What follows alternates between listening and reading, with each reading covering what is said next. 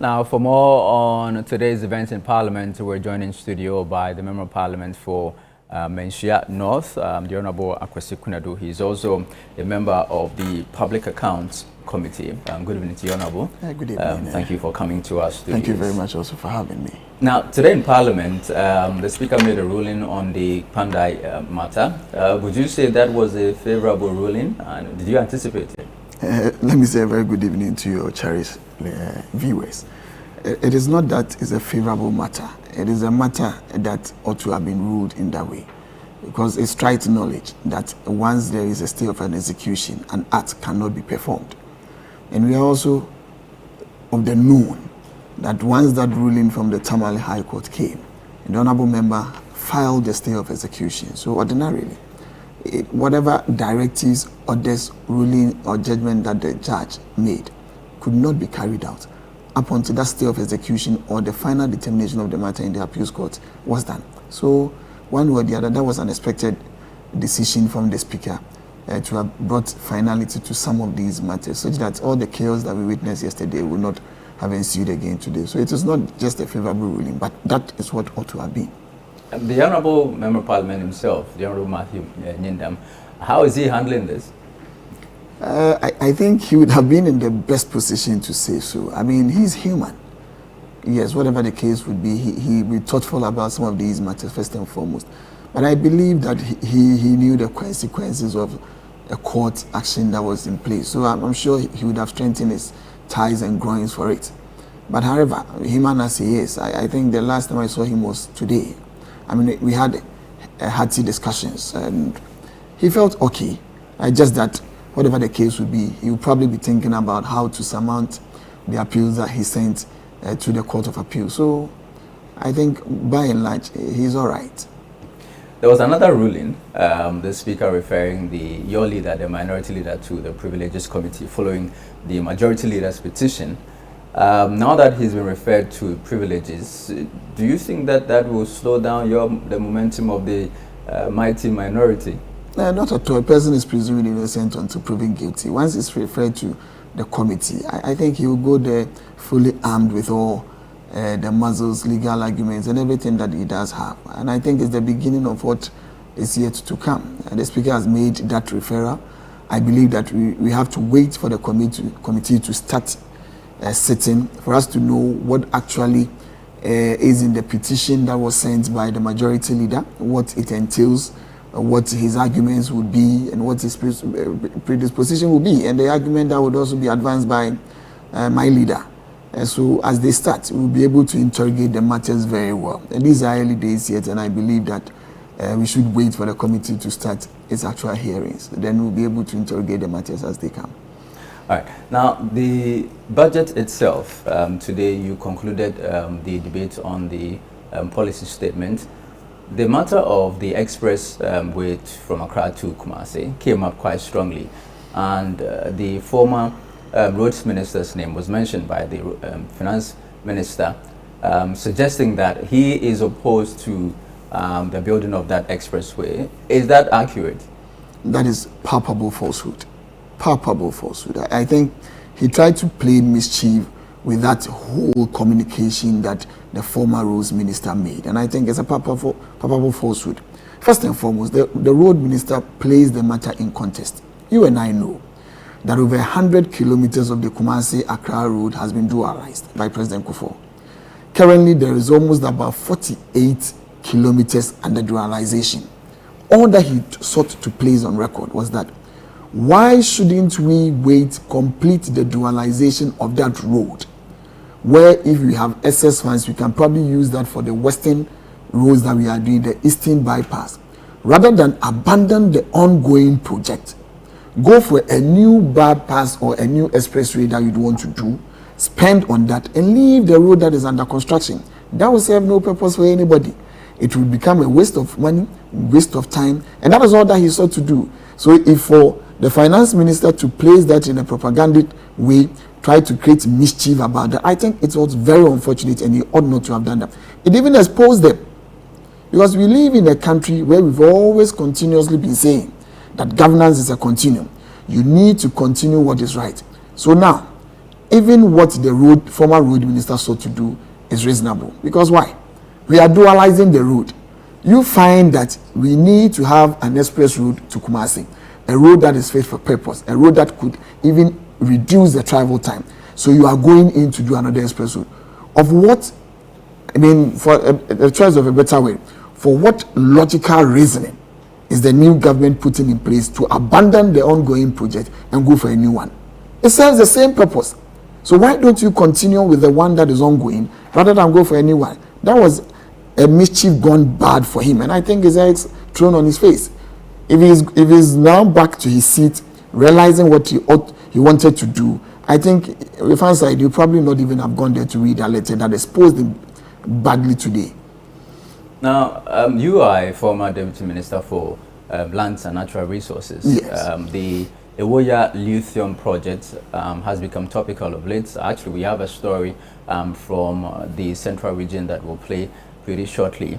The chiefs seem to be agitated about the reduction of the royalties from 10% to 5%. What do you make of what the agreement government is now bringing to Parliament? It's abysmal, lacks initiative, and lacks vision. Do you know why? In 2023 October, under the Ministry of Lands and Natural Resources, led by Honorable Abu Jinapo, we sent a document to Parliament, a negotiated document with Bavari DV, that will give them an opportunity to explore the lithium deposits that we have in Awoya, Mankesim, and in the central region. In that agreement, there was a provision for royalties at 10% and free carried interest of about 13%. Okay. When we brought that document to Parliament, our colleagues on the other side, then the minority, vehemently opposed it, vehemently, gave all sorts of reasons to understand that they even promised chaos if that document was laid on the floor of Parliament. For over a year and a half now, the people of Awoya have been shortchanged for that project not coming on. In a haste to fulfill that vacuum of neglect of an Awoya by the current government, they rushed in with a document that they would want us to approve. That document came in under paragraph point 20A, stating that royalties now will be at the prevailing statutory whatever. So on the floor of the House, a question was posed to the minister as to why the reduction in the royalties from 10% to 5%. That was the inclination. His response was this, that the company has appealed to him that the prices on the world market for lithium is dropping. Okay. And therefore, it has called and necessitated for them to reduce the royalties for them. That is not truthful.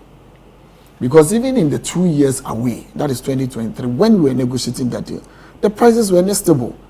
Prices will never be stable for any commodity on the market. So you don't even use that as an argument, first and foremost, to go into that. Fast forward, then the chairman of the committee, leading the majority, had a press conference 2 days ago, and he gave a reason. And his reason was that it was illegal for us to have negotiated 10% whilst the laws of Ghana stated 5%. I found that not accurate, very false. And in that sense, I wondered where he was reading his scripts from. Because my brother, the first Minerals and Mining Act we had was in 2006, 703. Section 25 of it gave our royalty a range between 3 and 6%. It was amended in 2010 into 794. And in that section again, which was amended, it stated 5% flat. It would interest you to note, first and foremost, that it was amended again by the same NDC in 2015 into Act 900. The same session stated that now royalties will be at the negotiated. And if you get to, I can read that to you. I can read that session of Act 900 to you. So therefore, first and foremost, if a minister negotiates well and gets 10%, how then do you come to tell me that agreement is an illegal agreement? And the company who was negotiating with government knew the laws of Ghana, read the laws of Ghana, brought their legal team and experts here in Ghana, and negotiated and had the agreement, which they were even following for us to pass for them. So it can never be true that we negotiated outside the law and it was an illegal act. Okay. But be that as it may, even the Constitution is the paramount law of this country, is the supreme law of this country. And if you go to 2681, Article 2681, it says, whatsoever shall it be called, when you are given a concession, a contract, it must be ratified by Parliament. And that ratification gives validity to that contract. And it's also established in the STNQB case. So therefore, an act cannot seek to ratify a concession for anybody. And so far as even if the act was in adherence with the Constitution will prevail. It never gave any percentage in the Constitution. So if a minister so negotiates is able to negotiate 10%, well, and bring 10%, it falls within the Constitution of this country. So where lies the illegality?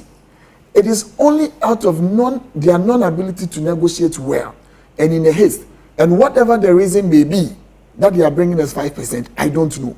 But if they cannot negotiate well, give the Ghanaian public and the Ghanaian citizen a good deal, they should not come and tell us it was an illegal activity, because it is not contrary to Section 268 of the Constitution. And also, the same law, which I believed the chairman of the committee was influential in passing, which is Act 900, passed in 2015, does not give a range. It says how the minister can negotiate well.